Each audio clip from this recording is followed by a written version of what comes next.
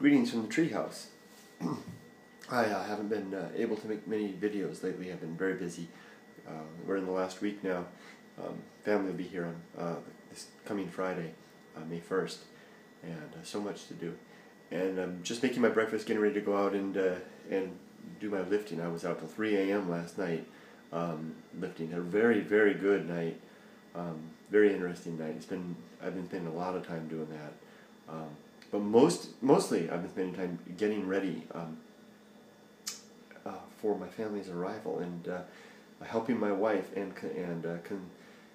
being her support. It's so frustrating to be so far away. She has so much to do over there, and Japan makes it so hard for her to do it. You know, she was.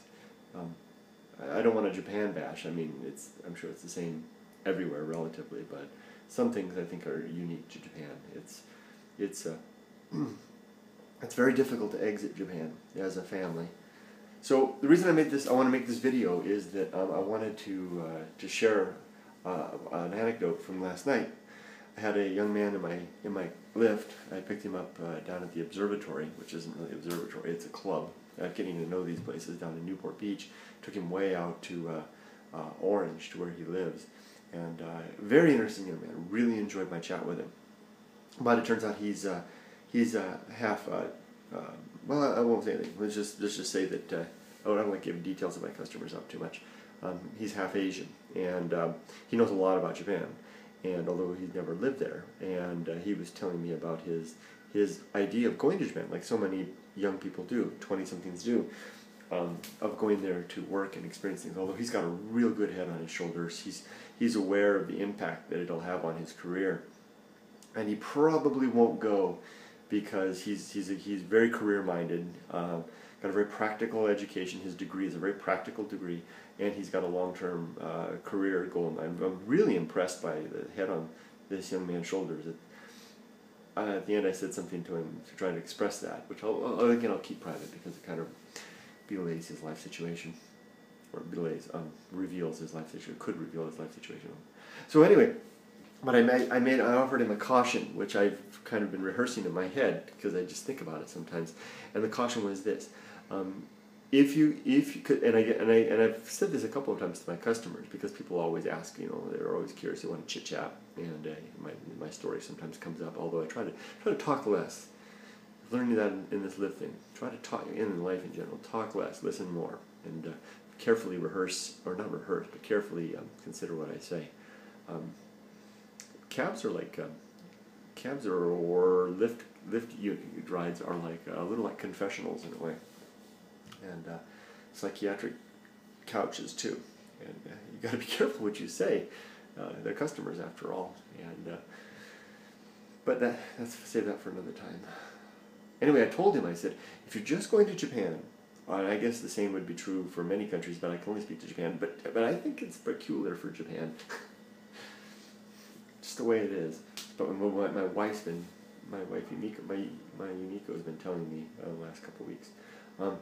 If you just go there as a single person, and especially if you go there like with a company to teach English, and you get one of those gigs where they give you an apartment and you know, take care of utilities, and it's all part of your deal, and then you're on a contract, and at the end you go home, no problem. I've done that. I did that. Just out of college, I went over for 2 years, came back with the whole company gig, lived in their dormitory. The whole thing was the easiest thing ever. Don't be afraid to do that.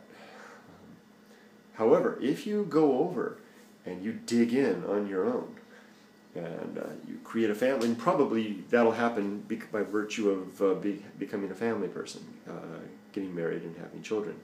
And if you dig in that way, so you're on your own and taking care of yourself over there, and then you decide to come back, that's another prospect altogether. Especially if you're going to come back to wherever your home is and no one's helping you. What I mean by that is you have you can't go set up base camp at your folks' house and get things set up and organized. So, you know, having someone taking care of helping you with that. I got really lucky in getting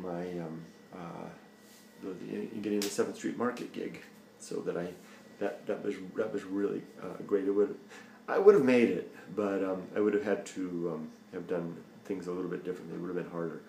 But if if you have that, then maybe it's not so bad. But if you don't have that, then you better be ready for that return. And when you go into this, be ready for how difficult it's going to be. It's going to be incredibly expensive, and there's going to be so much red tape, especially if you're bringing back a wife or husband who are not citizens or don't have green cards in the country, or whatever the equivalent is where you are. Read about it, look into it before you even execute any of this stuff. Figure out the plan of action. Make sure that you have you keep the right connections alive and well. And I've said this in other videos back in your home country, namely, keep a driver's license. If you're from a country where that's important, especially like United States, especially Southern California and Los Angeles. Keep your driver's license current. Pay your taxes so that you have those records, or at least file your taxes. I'm speaking specifically to you Americans. I don't know about other countries if that's required, but it is required of Americans that if you're living abroad, even if you pay the taxes in another country, you should need to file them here. And they really want that, believe me. And they want documentation. If you haven't done it for a long time, at least the last 3 years will be enough, and it's not hard to do. You can do it retroactively too. There's some websites that you can find that can help you with that. And the other one is keep your skill sets up. Whatever your career is, whatever your training is, keep it current in some way. I had to go back to school in order to earn even the opportunity to get an interview to come back to the United States. This is such a long process, but most of all, be ready for those final days when you begin to exit the country. And I'm not going to go into the details because it's my personal stuff. It's my situation. But I'll simply tell you that it's not easy. It's incredibly expensive, and it's painful to break up your circumstance in Japan. And I'm not referring necessarily to the family component. That's painful too.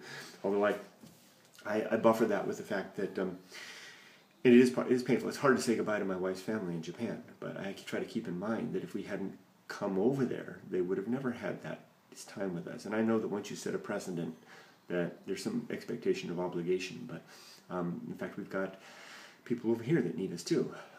My mom in particular, and there are other people who are important to us over here who we want to foster those connections with, and we want to give our daughter connections with. You can't win. There's no way to win that and that perfectly unless in a mixed culture marriage. Someone's going to suffer in those circumstances. But that's not the point of this video. That's another pain point. It's not the main point.